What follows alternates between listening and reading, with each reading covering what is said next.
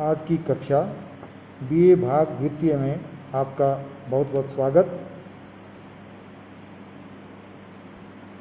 हम रीति के बारे में पढ़ रहे थे और रीति की जो परंपरा है या रीति के जो मूल तत्व है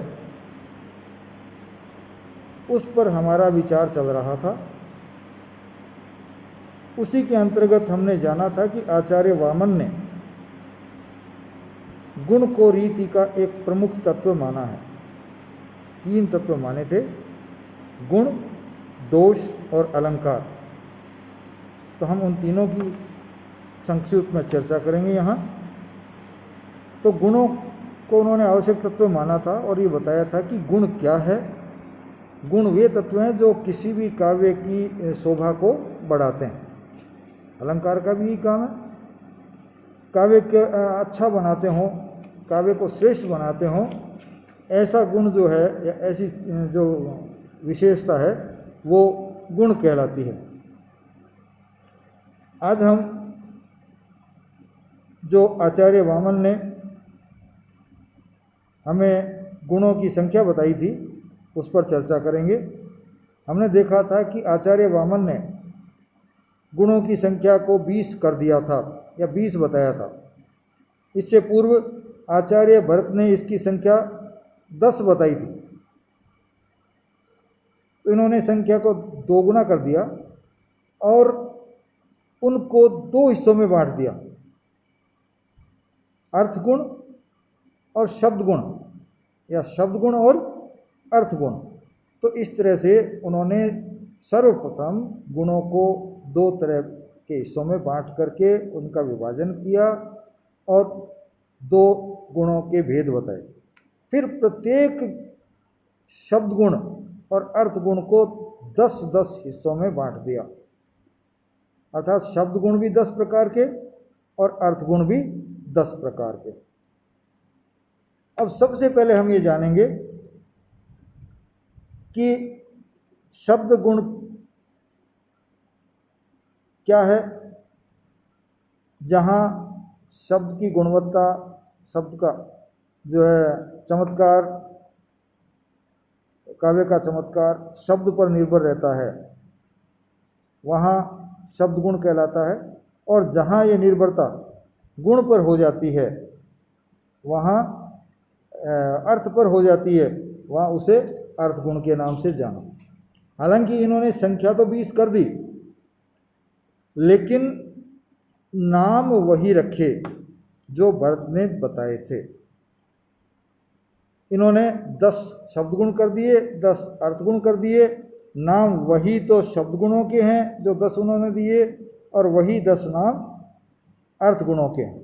तो इस तरह से कुल 20 हो गए, लेकिन नाम 10 ही हैं। सर्वप्रथम हमें ये 10 नाम याद रखने पड़ेंगे कि कौन कौन से 10 गुण हमें आचार्य वामन ने बताए थे।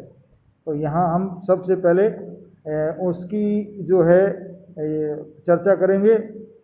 पहला माधुर्य गुण, दूसरा औज गुण, तीसरा प्रसाद गुण, चौथा श्लेष गुण, 5वां समता गुण, 6ठा समाधि गुण, 7वां सौकुमार्य गुण, 8वां उदारता गुण, 9वां अर्थ व्यक्ति गुण और 10वां कांति गुण। अब यदि ये शब्द गुण हैं तो आगे इसके शब्द और लग जाएगा। ओज शब्द गुण, माधुर्य शब्द गुण, प्रसाद शब्द गुण। तो इस तरह से, और यदि यही अर्थ गुण हो तो क्या लग जाएगा? माधुर्य अर्थ गुण, प्रसाद अर्थ गुण, ओज अर्थ गुण इत्यादि इत्यादि।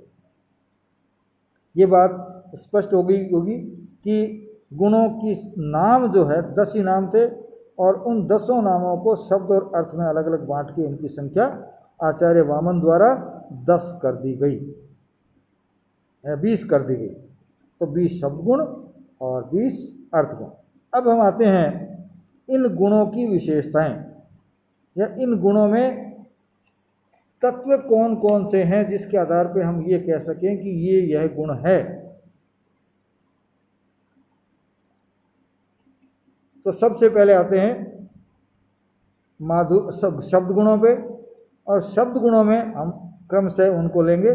जैसे सबसे पहला है माधुर्य शब्द गुण। आप लिखना चाहें तो अपने पास कॉपी पेन लेके बैठें और नोट्स साथ में बनाते जाएं। मैं इतना धीरे बोल रहा हूँ कि आपको आराम से लिखने में सुविधा रहेगी। मैं कहीं भागा नहीं जा रहा हूँ। और यदि कोई चीज़ लिखने में रह जाए तो इस वीडियो को आप रिवाइंड करके फिर से लिख लें।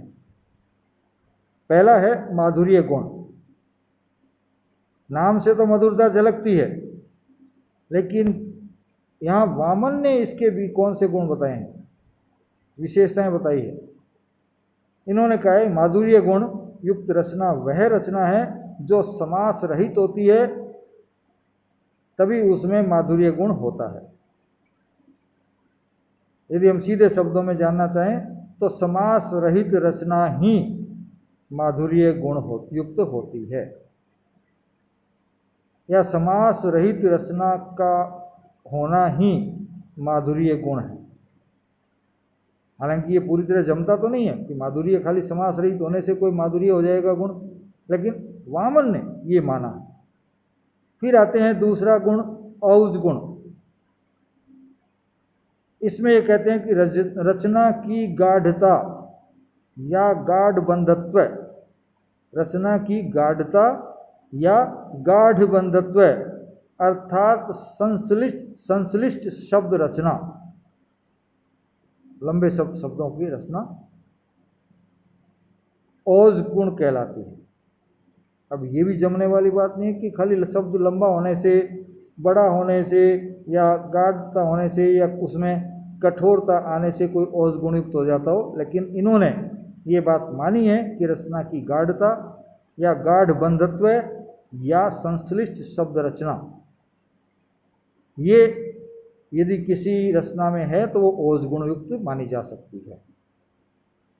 तीसरा है प्रसाद शब्द गुण। यहां ये कहते हैं कि रचना की शिथिलता ही प्रसाद गुण है। रचना करते समय यदि उसकी रचना में शिथिलता रखी गई है या शिथिलता आ जाती है तो वही क्या है, प्रसाद गुण है। हालांकि ये बात जमने वाली नहीं लगती, लेकिन वामन द्वारा ये कहा गया है। आगे यदि कोई कमी है तो हम ये चर्चा दोनों गुणों को देखने के बाद, उनकी विशेषताओं को जानने के बाद या ये जानने के बाद कि ये गुण क्या है, हम देखेंगे कहीं कोई कमी है तो वो देखें। फिर है श्लेष गुण। श्लेष गुण वामन कहते हैं कि कोमलता ही श्लेष है, कोमलता ही श्लेष है। ये भी यहाँ सही सिद्ध नहीं होता। फिर है समता शब्द गुण। समता शब्द गुण मार्ग का अभेद या शैली की एक रूपता ही समता गुण होती है, समता गुण होता है। मार्ग का अभेद अर्थात मार्ग में कोई भेद नहीं हो, और शैली की एक रूपता अर्थात शैली में भी उसमें भिन्नताएं नहीं हो, तो वो क्या कहलाता है, समता गुण कहलाता है। आगे बढ़ते हैं। समाधि गुण। समाधि गुण में वामन क्या कहते हैं, शैली में उतार चढ़ाव ही समाधि है। शैली में उतार चढ़ाव ही समाधि में है। यदि इस अर्थ को हम देखें तो क्या ये समाधि शब्द के अर्थ से मेल खाता है? बिल्कुल नहीं खाता। लेकिन वामन ने हमको क्या कि उतार चढ़ाव, जबकि समाधि में उतार चढ़ाव बंद हो जाते हैं। यदि सामान्य अर्थ देखें, समाधि अर्थात स्थिर हो जाता है आदमी। सौकुमार्य गुण, सौकुमार्य शब्द गुण, कठोरता का अभाव ही सौकुमार्य है। कठोरता का अभाव ही सौकुमार्य गुण होता है। जहाँ कठोरता नहीं हो, जहाँ विनम्रता हो, जहाँ सुकुमारता हो, वहाँ सौकुमार्य गुण पाया जाता है। ठीक। आठवां है उदारता शब्द गुण। उदारता शब्द गुण, यहाँ क्या कह रहे हैं वामन, रचना शैली की विकटता ही उदारता है। रचना शैली की विकटता ही उदारता है। यहाँ भी इसके अर्थ के साथ इसके गुण मेल नहीं खाते हैं। फिर है 9वां, अर्थ व्यक्ति शब्द गुण। वह गुण जिससे अर्थ की स्पष्ट अभिव्यक्ति हो। वह गुण जिससे अर्थ की स्पष्ट अभिव्यक्ति हो, इसका नाम के अनुसार बिल्कुल सही वर्णन लेखक द्वारा या ब्राह्मण द्वारा किया गया। 10वां है कांति शब्द गुण। रचना शैली की उज्ज्वलता या नवीनता। रचना शैली की उज्ज्वलता या नवीनता। यहाँ कांति को रचना शैली की उज्ज्वलता या नवीनता से जोड़ दिया, जो कि पूरी तरह से स्पष्ट नहीं है। लेकिन वामन ने हमको जो 10 शब्द गुण बताए, उन शब्द गुणों को इन्होंने इन शब्दों के माध्यम से हमारे सामने प्रकट करने का प्रयास किया कि हम समझें और जानें। अब दूसरे बचते हैं अर्थ गुण। अर्थ गुण के नाम बिल्कुल यही हैं, लेकिन उनकी विशेषताओं में अंतर है, उसके मूलभूत तत्वों में अंतर है। अब वो क्या अंतर है, वो हम अर्थ गुणों के अंतर्गत जब जाएंगे तब देखें। पहला है औज गुण। औज गुण में कौन सा औज गुण? ओज अर्थ गुण। अर्थ की प्रौढ़ता या अर्थ की प्रगाढ़ता ही औज गुण होता है। अर्थ की प्रौढ़ता और अर्थ की प्रगाढ़ता, ये औज गुण होता है। प्रसाद गुण के लिए बताते हैं अर्थ की विमलता। अच्छी बात है, ये सही बात है। प्रसाद में अर्थ की विमलता अर्थात अर्थ बिल्कुल स्पष्ट होता है, उसमें किसी भी प्रकार का मैल या संशय नहीं होता। फिर है श्लेष गुण। श्लेष अर्थ गुण। क्रमिक घटना। यहाँ क्रमिक घटना बताइए। क्रमिक घटना में तो अंतर भी हो सकता है, लेकिन श्लेष में तो 2 तरह की बातें निकलती है, वो यहाँ स्पष्ट नहीं होता। तो हम जानते इसको इस कमी के रूप में भी रखेंगे कि वामन ने जो हमको गुणों की संख्या बताई और गुणों के बारे में उनकी जानकारियाँ दी, तो वो क्या मेल खाती हुई है या नहीं है। तो हम यहाँ देखते हैं कि कुछ नाम और अर्थ में मेल नहीं पाया जाता। चौथा है समता अर्थ की सुगमता। समता में अर्थ की सुगमता होती है। समाधि में अर्थ का दर्शन। समाधि जो गुण है, समाधि अर्थ गुण है, उसमें अर्थ का दर्शन होता है।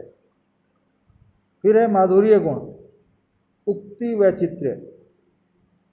उक्ति में जो विचित्रता है वही माधुर्य गुण होता है, ये ऐसा वामन का मानना है। कौन सा माधुर्य गुण? अर्थ माधुर्य गुण। फिर उदारता।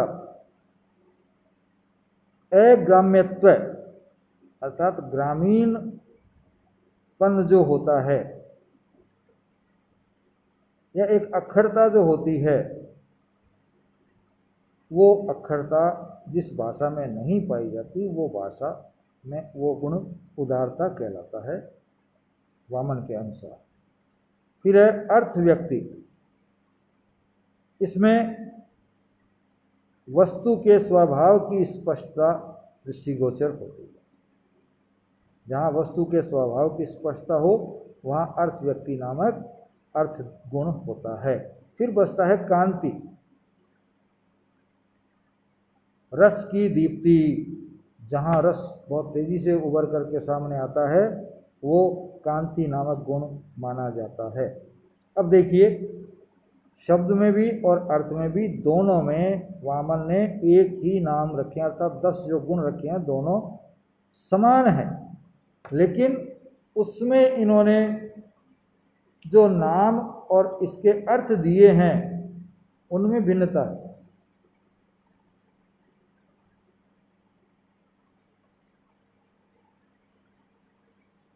तो यहाँ आप दोनों को क्या करेंगे, एक तरफ ओज गुण लिख लेंगे, शब्द गुण लिख लेंगे, एक तरफ अर्थ गुण लिख लेंगे। ठीक, ओज में शब्द गुण क्या विशेषता है? ओज में जैसे शब्द गुण के लिए कहते हैं रस की गाढ़ता या गाढ़ बंधत्व या संश्लिष्ट शब्द रचना, उसी प्रकार से अर्थ ओज में अर्थ की प्रौढ़ता या अर्थ की प्रगाढ़ता। इस तरह दोनों आमने सामने होंगे तो आपके सामने बात स्पष्ट हो जाती है, आपको भूलने का डर भी नहीं रहता है और आपकी समझ भी इसमें अच्छी हो जाती है। दोनों चीज़ें मिलती जुलती हैं तो मिलती जुलती जो हैं वो करेंगे कि ये तो हाँ मेल खा रहा है, अंतर है तो अंतर आपके समझ में आएगा। फिर ये सोचेंगे अंतर क्यों है, नाम एक ही है फिर भी अंतर है तो ऐसा अंतर क्यों है। ये सारी बातें आपके मस्तिष्क में उठेगी, ये सवाल आपको झकझोरेंगे। जब सवाल झकझोरेंगे तो अब एमए के आप विद्यार्थी हैं तो आप उनका जवाब ढूंढने की कोशिश भी करेंगे। तो ये आपके पढ़ने और समझने के लिए अच्छा रहेगा कि दोनों आमने सामने लिख लें। फिर है इनका जो मैंने बार बार चर्चा की थी जब हम इसके अर्थ जान रहे थे, प्रत्येक गुण के शब्द और अर्थ दोनों के, तो मैंने चर्चा की थी कि इनमें मेल नहीं खा रहा है परिभाषा में और नाम में। तो उस तरह की कुछ विसंगतियां यहाँ अपने सामने रखेंगे। पहली जो विसंगति हमारे सामने आती है वो शब्द गुणों में आती है। वामन ने जो शब्द गुण रखे उनके नाम और अर्थ में संगति नहीं बैठती। जैसे श्लेष, माधुर्य और उदारता नामक जो 3 गुण उन्होंने बताए हैं, उन 3 गुणों में आप देखिएगा कि श्लेष का वास्तव में अर्थ क्या होता है और इन्होंने किस तरह का अर्थ बताया या उसके कौन कौन से गुण बताए हैं, वो आपस में मेल करते हैं या नहीं करते। अलग रहते हैं तो फिर विसंगति होगी।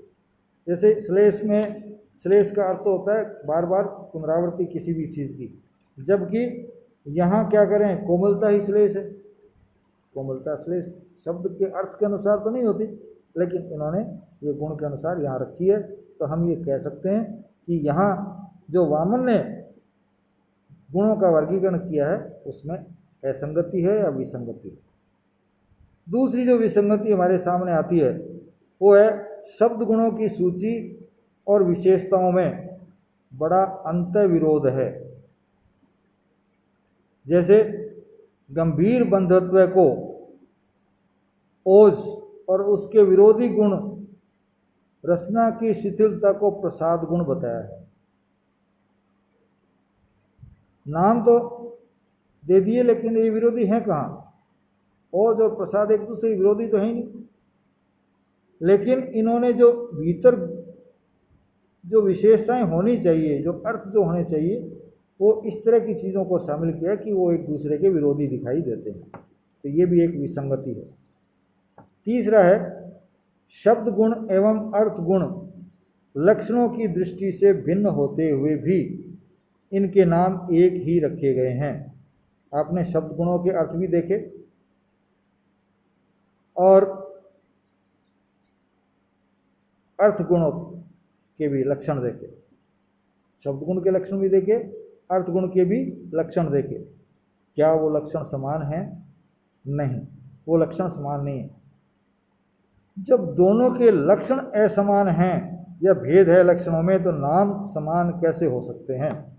तो ये भी एक विसंगति है। उनको नाम दूसरे देने चाहिए था, अर्थात शब्द गुण और अर्थ गुण दोनों अलग अलग बताए जाने चाहिए थे, ऐसा अन्य कुछ विद्वानों का मानना है और हम भी इस चीज़ को समझते हैं।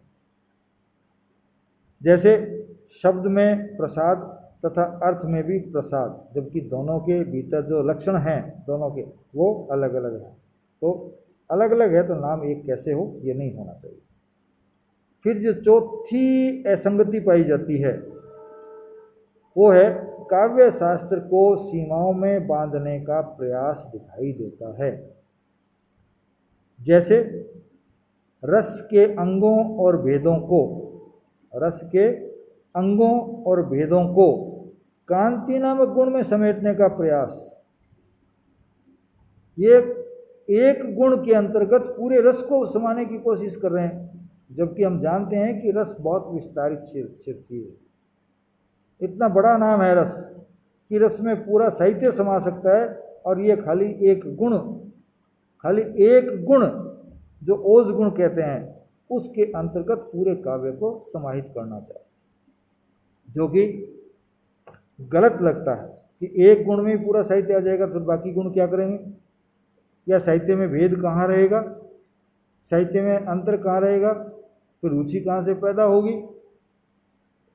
और ये माना जा सकता है कि अंगों और वेदों को जो कि रस के होते हैं या काव्य में होते हैं, उनको एक गुण विशेष में, जिसे हम कांति गुण नाम से जानते हैं, समेटने की कोशिश इनके द्वारा हुई थी। वो इस तरह लगता है जैसे कि तिल की ओट में पहाड़ को छिपाने की कोशिश की जा रही हो। तिल की ओट में पहाड़ को छिपाने की कोशिश लगती है, तो ये एक विसंगति है। तो इस तरह से हमने देखा कि वामन ने जो गुण हमको बताए, उन गुणों में हालांकि इन्होंने काफ़ी हद तक गुणों की संख्या को स्पष्ट किया, गुणों के नामों को स्पष्ट किया, लेकिन गुणों के नाम और उनके लक्षण बताते समय ये अपने आप में पूरी तरह से स्पष्ट नहीं हो पाए, या जिस तरह से बताए उनका वैज्ञानिक विवेचन ढंग से नहीं कर पाए। उससे इन पर कुछ सवाल या निशान, प्रश्नवाचक चिन्ह लगता है, और उसी को हम असंगति के रूप में देखते हैं। इसी के साथ आज का हमारा ये हिस्सा पूरा होता है, और आज हम सवाल पूछेंगे कि एक तो सीधा सा पूछा जा सकता है कि काव्य में गुण कितने प्रकार के होते हैं, गुण के कितने भेद हैं, प्रत्येक गुण पर अपनी विवेचना कीजिए, या अपने शब्दों में प्रत्येक गुण को स्पष्ट कीजिए, या वामन द्वारा बताए गए गुणों की विवेचना कीजिए और उनमें पाई जाने वाली विसंगतियों को स्पष्ट कीजिए। ये आप करेंगे। ये मान लीजिए कि आपको गृह कार्य दिया जा रहा है, और गृह कार्य माने उससे भी अधिक ये मानिए कि परीक्षा के लिए आपको एक प्रश्न दिया जा रहा है जो परीक्षा में आएगा। आप यदि इसको हल करने की कोशिश करते हैं तो आगे आपको किसी भी प्रकार की समस्या नहीं आएगी। इसी के साथ आज का ये जो संबोधन है, मैं यहीं उसको विराम देता हूँ। जय हिंद।